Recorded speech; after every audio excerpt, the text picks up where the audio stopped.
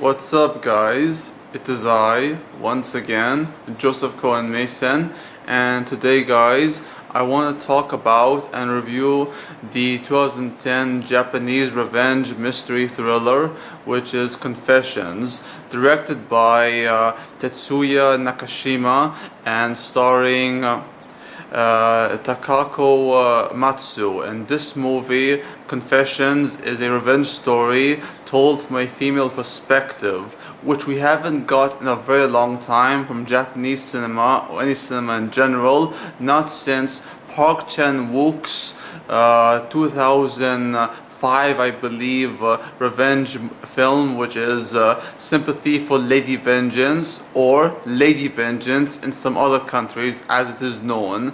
But this movie, Confessions, tells a story of a high school teacher named I believe her name is Yoko Moriguchi. Yoko Moriguchi is a high school teacher who has recently lost her daughter, her 6-year-old daughter, from a tragic accident, and she also has a deceased husband. Her husband, who has suffered from being infected by HIV. He was HIV positive, and she has gone through a lot of problems, a lot of trauma and tragedies happening to her, and the recent passing of her daughter caused a lot of stress on her. It really affected her in a very serious way, and now the reports state that the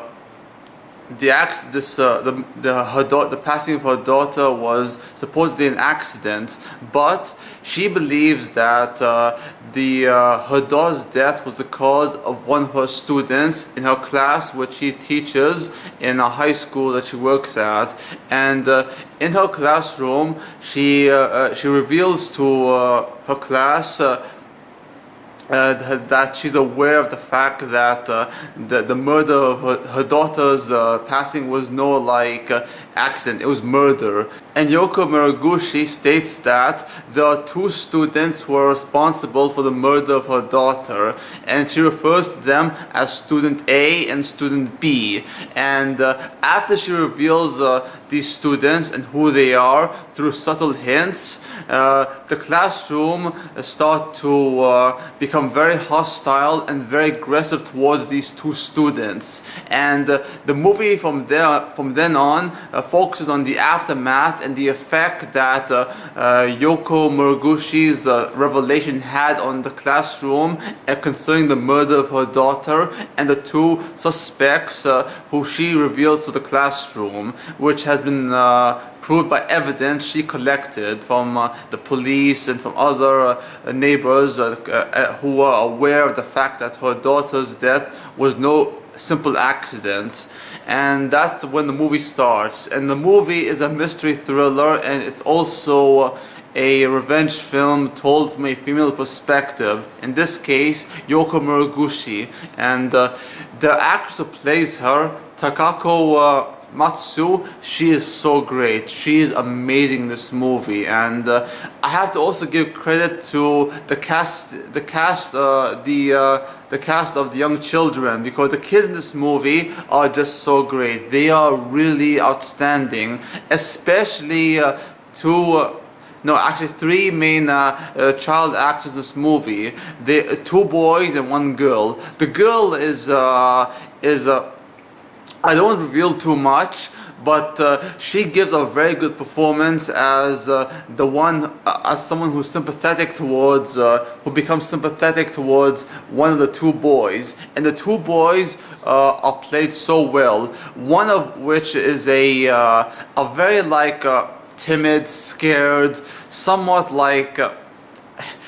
how do I say, not so confident young man who has no friends, no confidence in himself. He's kind of a weakling, and he is the weaker. He's like he's what you call the weakest of the 2 boys. And the second boy, student A, He's someone who actually is very psychotic, very ill, mentally ill, and a very disturbed young man. This boy is just. Now, I don't want to reveal too much once again, but there's something about these kids, specifically the two boys, and I don't want to tell who they are, because that's when the surprise of the movie starts, and how the twist keeps on coming again and again and again.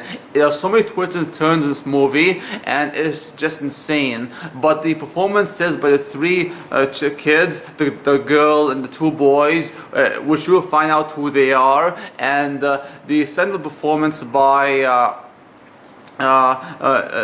Takako Matsu, they are all great, and Miss Matsu is just so amazing in how she gives her character such a warm, kind, very gentle very gentle appearance, but deep down there's a very angry, mad, vengeful, stone cold woman who wants revenge against the kids who are responsible for the death of her daughter.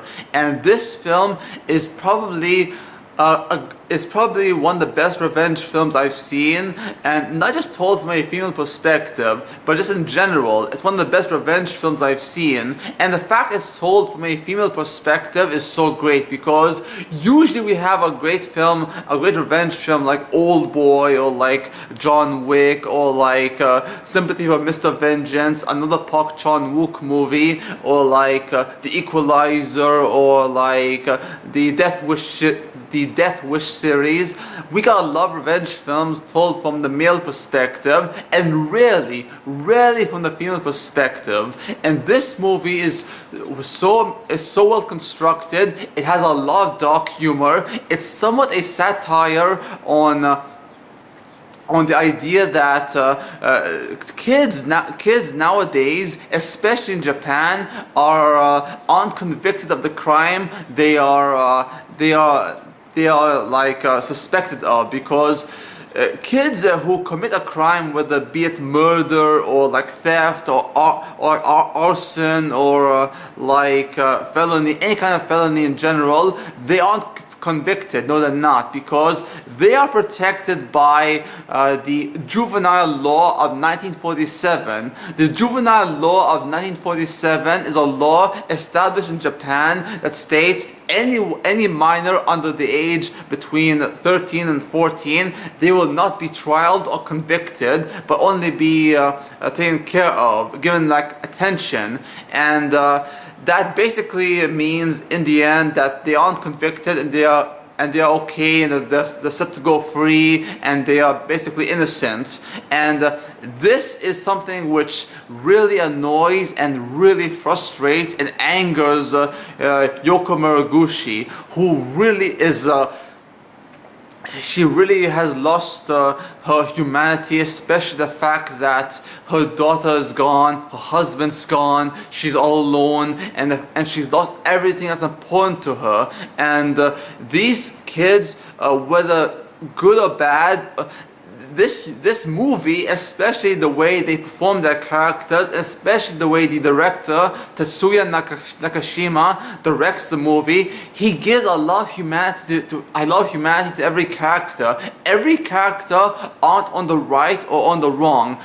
They have done some heinous actions, especially Muraguchi. She isn't innocent totally, but we do get an idea of what she's going through, what the kids are going through, their backstory. And once you get to the backstory of one of the kids, who I won't reveal, I will just say Student A's backstory is very heartbreaking and sad, and I kind of understand where he's coming from. Not so much I root for him, but I get the idea of what he's been through. And I believe in the end, this movie is a true a truly great film that tells a story of revenge and a mystery from a female perspective. A female perspective, what I want to see more of. And I believe that Takako Matsu is a great actress who is actually also a pop singer, and she gives without question the best performance of this movie. And guys, this movie at times is very disturbing and very hard to watch. It gave me some bad feelings, but I do appreciate this movie and I do love it. And I'm giving this movie a 9.5 out of 10 stars. 9.5 out of 10 stars only because this movie at times is so disturbing, especially by the crimes that these kids commit and how they are just so unhinged and very creepy and very it gave me some bad feelings and some bad emotions I didn't want to feel. And this film in the end is so great. It's very well acted, very well performed, and very well shot, and very well directed by the director himself, Tatsuya Nakashima, who is so great in being able to humanize every characters and being able to humanize the main character herself, Yoko Muraguchi. Well guys, that's about it. I'm done. Thank you for watching. If you enjoy my video and my content, give it a thumbs up. And if you want to see more from me, check my gaming channel out, which is Mr. Gamer 990. I'll put the link down in the info box down below. Until next time guys, please watch Tatsuya Nakashima's Confessions. Give me your thoughts on the movie if you have seen it. Until next time, peace out, take care, adios amigos, and au revoir.